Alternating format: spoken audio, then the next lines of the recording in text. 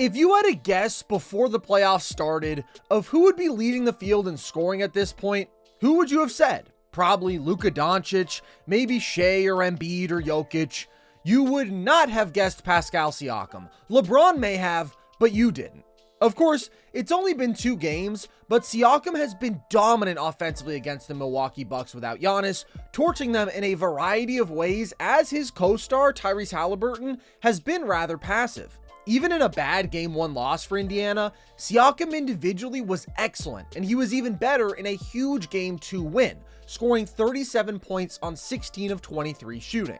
The vision behind the Pacers trading for Siakam this year is materializing before our very eyes. Indiana already had a high-powered offense under Haliburton, epitomizing the pace and space style with their sharpshooting, brilliant playmaking, blossoming offensive stud. But they still needed another high-end shot creator. As dominant as Hallie had been offensively, leading them to the #1 offense early in the season, every elite playoff offense needs at least 2 players who can legitimately threaten the defense with the ball in their hands and get themselves a quality shot. Siakam would be that guy, but he didn't just check that broad box. He was basically the ideal partner in crime for Haliburton. While Indiana had plenty of floor spacing, they lacked a big physical forward to punish mismatches and attack the paint, a crucial physical element to have in these tougher playoff environments. And given how much of Indiana's offense was predicated upon Haliburton's pick and roll genius, it'd be great if that new star could complement him there as a willing screener, athletic roller, effective popper, and, if we're greedy, even a good playmaker. And because the Pacers play at the 2nd fastest pace in the league, and Haliburton loves to push the tempo, ideally this new star would be a dynamic player out in transition as well. The good news is, I just described Pascal Siakam. Just look at his efficiency across play types in Indiana. That's incredible, and it leads to an extremely balanced and varied attack because Siakam is willing to go at you in any of these ways. There are very few players who consistently do as many different things at a high level as Siakam.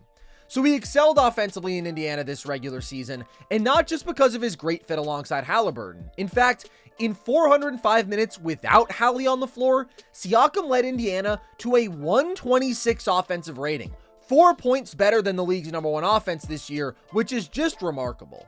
And Siakam has only been more exceptional in the playoffs.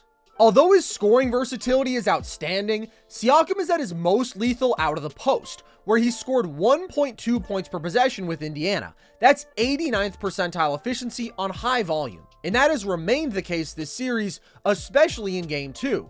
Siakam has been brutalizing mismatches out of the post, especially when he draws a cross match in transition. He goes to his signature spin here, and he attacked Dame like this multiple times in Game 2. Now he gets the steal, works to the ball, and that's an easy bucket.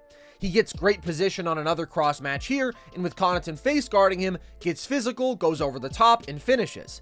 Every time he has a smaller player on him, Siakam is creating an advantage, and Dame is only going to let Siakam cook him straight up so many times, so he gambles on a steal here, Pascal stays composed, and kicks out to the corner. And Siakam is easily scoring over even the bigger wings in Milwaukee. He bumps, turns, and fires over Middleton. Notice how consistently he's initiating the contact to create space, and again gets deep position on Crowder in transition before turning and shooting over him. It's this combination of size, physicality, and excellent jump shooting that has made Siakam impossible for any Buck other than Brook Lopez to cover. These short jumpers have been automatic for him through 2 games, and he made 51% of his turnarounds this season. So the wings can't guard him. But to be clear, Brook can't guard him either, just for a different reason: his quickness. Brook is an old, slow-footed big, so Siakam easily gets by him attacking this closeout. Milwaukee guards this initial screen well as Pat Bev hedges to give Brook time to get in position to cut off a Siakam drive, but this hesitation dribble gets Brook to take a step forward, and then Siakam is just by him. He pulls Brook out close to the 3-point line here, and that's too much runway. Brook has to move so hard and at such a sharp angle to try to stick with a Siakam drive, and he simply lacks the agility to decelerate when Siakam stops on a dime, so that's a wide open 8-footer. And by the way, Siakam's deceleration gives Bobby Portis trouble here and leads to an and one. But against Lopez, Siakam can reliably weaponize his quickness advantage, and Brook conceding some ground to get downhill, then step back for an easy short jumper that the big fella can't quickly get out to challenge. Or if Brook plays too far off, he'll just rise up for a wide open jumper. Siakam has also given Brook problems out of pick and roll. Lopez consistently sits in a deep drop, which by design concedes pick and pop jumpers, which Siakam is happily converting. As a defense, you're probably okay living with this because Siakam is just a 42% mid-range shooter and 35% three-point shooter this season, and you don't have much of a choice because of Brook's lack of mobility, but these are wide open shots, and Siakam is in a really good rhythm as a jump shooter right now. Siakam has also already gotten several good open looks from three as a spot-up player because Brook is often parked in the paint as the low man, but is slow moving out in space and struggles to recover. Through 2 games, Siakam has shot 8 of 13 from mid-range, over 61%, and 4 of 8 from deep, so getting him an open jump shot has been phenomenal offense. But Siakam can also roll effectively and make good decisions there. Middleton is up at the level of the screen, so Hallie makes this pass over the top, Siakam draws help coming downhill and wraps this around to a cutting TJ McConnell. He's also been exceptional as a pick and roll ball handler this season, creating with 86th percentile efficiency there since joining Indiana. Siakam has been particularly lethal running inverted pick and roll with a guard screening for him, because if the defense switches, he can play bully ball as he does best. And if you switch but then have to help or play a drop coverage or hedge, the screener is probably going to get open for 3, and Siakam can make these passes. And when he does this with Halliburton, an exceptional shooter, it's especially tough to stop. Here, Siakam targets Dame out of inverted pick and roll, and Milwaukee obviously can't switch this because that's such a mismatch, so they hedge, but Dame does a horrible job recovering to Nembhard, and it's an easy bucket. I would expect to see Siakam run more inverted pick and roll throughout this series, specifically targeting Dame. And along with that unique ball handling at his size, Siakam is a pretty good passer, dotting up a cutting Obi here off a defensive miscommunication, and you can trust him to make the necessary drive and kick passes. And beyond his mismatch attacking in transition, the man is just a weapon in the open floor. This Euro is nice. Plus, he just knows where to be on offense. He smartly cuts against this zone to force Middleton to guard 2 at once and easily scores.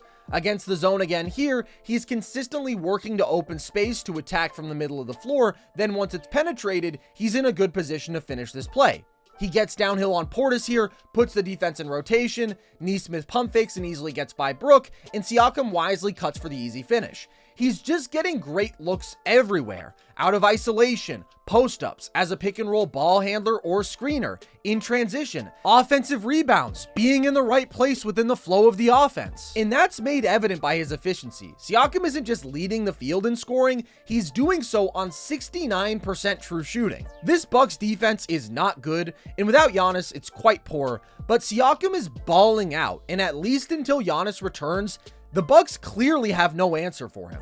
This was the vision when the Pacers traded for him, to add the sort of weapon that would give them even more offensive upside in these playoff settings, and even step up as their best player in stretches. And through 2 games, Siakam has been their best player by far. The man has had a fantastic season, and when Indiana has needed somebody to seize the moment during their first playoff run in several years, he stepped up. And a lot of teams must be pissed right now that they didn't win out on the Siakam sweepstakes. So Indiana, congratulations.